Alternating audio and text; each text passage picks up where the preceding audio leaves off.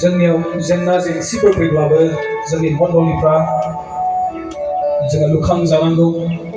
जोंनि लाइमोनफ्रा स्ट्रंयै जानांगौ जोंनि लिडारफ्रा स्ट्रं जानांगौ हाजारखि जेंना जेंसि फैया मानो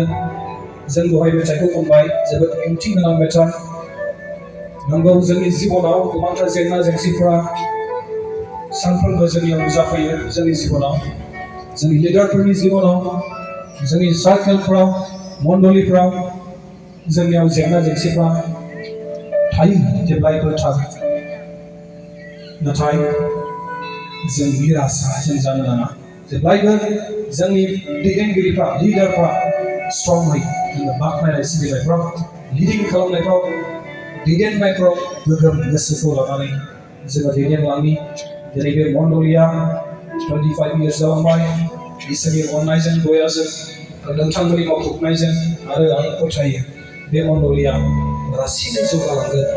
गाहायसिम थांनाय नङा नाथाय गोजौसिम थांगोन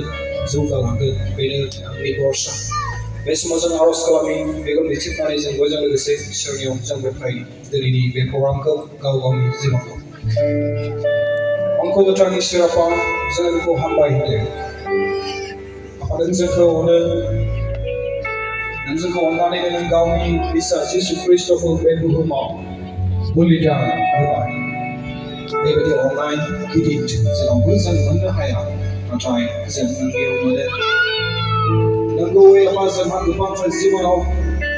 जोंनि एस'सिएशनफ्राव मण्डलिफ्राव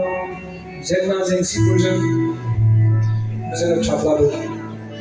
आफा जोङो नोंनियाव जोङो फकास खालामोब्ला जोङो जोंनि रायजोनि थाखाय फकास खालामोब्ला जों नांथारगौयैनो जों सहैगोन जों सौसिनो हागोन बेनिखायनो दिनैनि नैबे मण्डलियाबो सालबारि मण्डलियाबो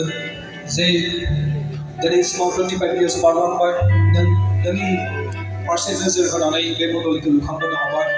गोथाङै दोनबोनो हाबाय जों हामबाय होनदों बेनि थाखायनो आफा आरो जोंनि भरसाया बेनो आफा मण्डलिनि लिडार्सफोर दैदेनगिरिफोर